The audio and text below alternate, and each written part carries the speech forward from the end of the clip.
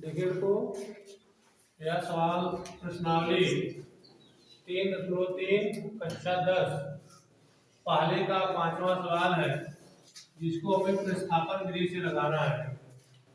तो इनको प्रतिस्थापन विधि से लगाने के लिए हम चाहे तो समीकरण 1 से समीकरण 3 बनाएंगे या समीकरण 2 से समीकरण 3 बनाएंगे। जैसे अगर हम समीकरण 2 से समीकरण 3 बनाते हैं तो यहाँ लिखेंगे कि समीकरण 2 से समीकरण 3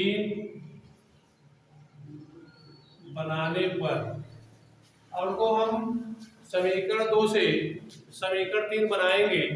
जैसे समीकरण 2 हमारा दिया है कि कड़ी में 3x माइनस कड़ी में 8y बराबर 0 है।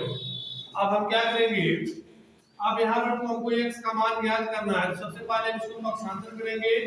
यहाँ लिखेंगे कड़ी में 3x बराबर, अब देखिए देखो इस माइनस जो दिया माइनस कड़ी में 8y को 0 कर ले जाएंगे, तो यहाँ माइनस कर जाएगा क्या हो जाएगा, प्लस हो जाएगा। 0 लिखते नहीं है, सीधे बराबर लिख देंगे कड़ी में 8 है y।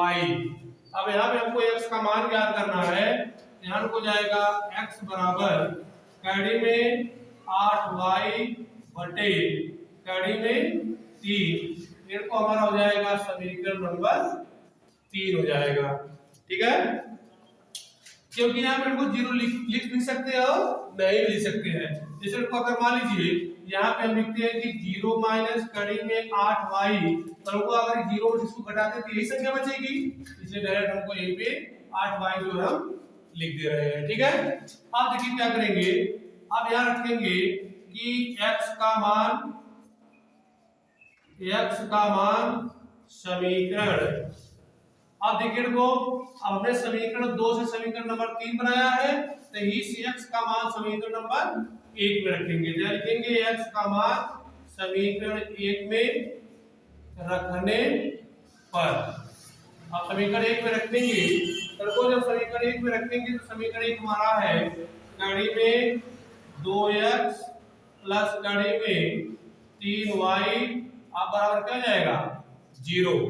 अब देखिए यहाँ पर को x का मान हमारा है कड़ी में 8y बटे कड़ी में 3, तो इसी x के स्थान पर रखेंगे। अब देखिए ई जो कड़ी में 2 इसको कॉमन कर लेंगे, तो कड़ी में 2 कॉमन करके यहाँ x के स्थान पर इस मान को पूरा रख देंगे।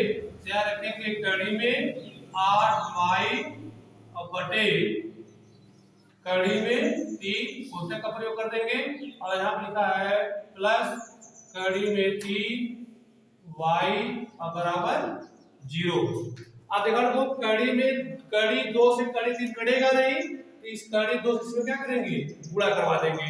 तो गुणा करवाएंगे, लेकिन इधर लगा दे रहे हैं, जब गुणा करवाएं तो ये दोनों कड़ी बराबर है नहीं। अगर दोनों कड़ी बराबर होती तो कड़ी से क्या करती, हट जाती। यहाँ पे दोनों बराबर नहीं है, क्या करेंगे 2 से 8 में गुणा करवा देंगे, 2 8 16, ये जो हो जाएगा कड़ी में 16 और y को उतार लेंगे और बटे यह जाएगा कड़ी में 3 और प्लस ये दिया है कड़ी में 3y, कड़ी में 3y बराबर 0। अब क्या करेंगे, यहाँ पर हमने बताया था कि जो बटे में है इस कड़ी में 3 से इसमें भी गुणा करा देंगे और इस कड़ी में 3 से 0 में भी गुणा करवा देंगे।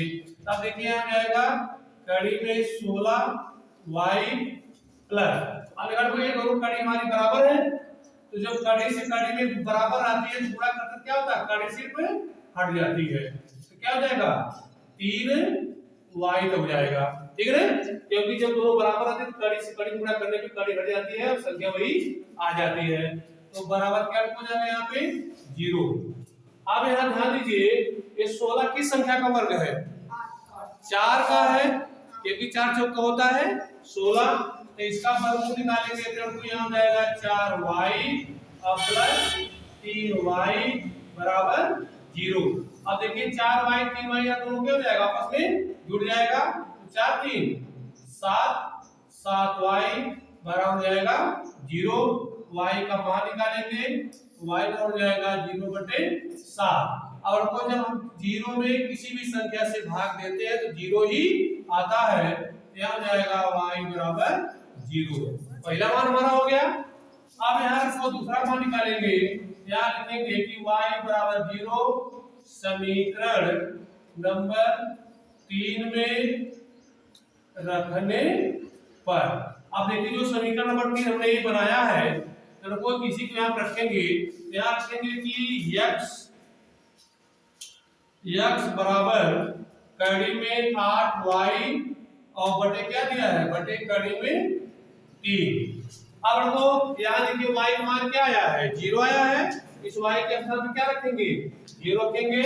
ये हो जाएगा x बराबर कड़ी में 8 गुणे क्या रखेंगे, रखो 0 रखेंगे।